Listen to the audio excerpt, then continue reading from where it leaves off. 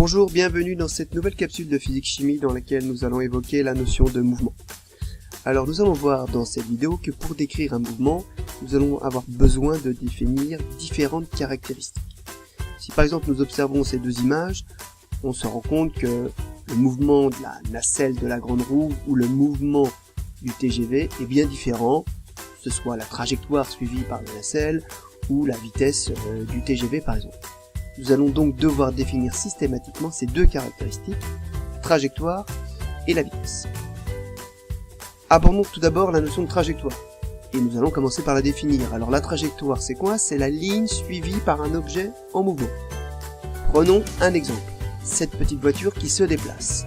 Si nous prenons les positions successives du phare avant par exemple, nous nous rendons compte que ce phare décrit une ligne droite.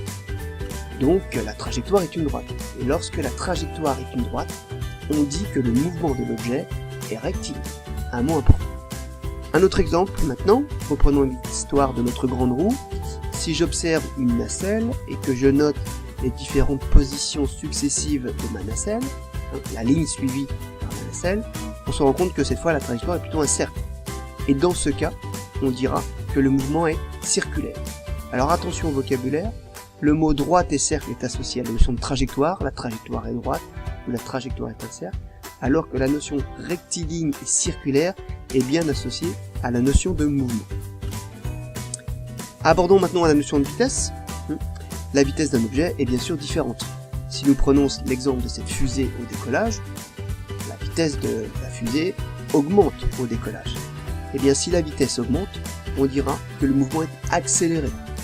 Si nous prenons l'exemple maintenant de cette petite voiture qui freine, eh bien on se rend compte que la vitesse diminue.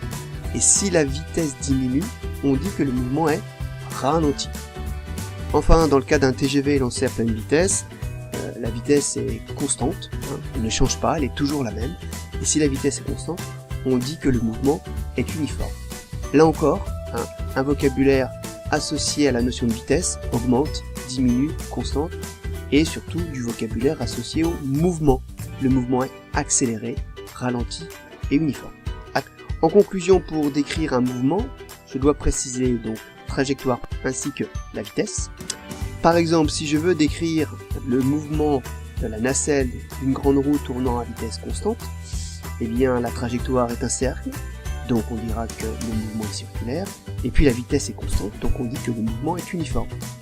On dira donc que le mouvement est circulaire uniforme. On associe la notion de trajectoire et la notion de vitesse dans le mouvement. Voilà, merci d'avoir suivi cette vidéo, j'espère qu'elle vous aura permis de découvrir un peu plus la notion de mouvement.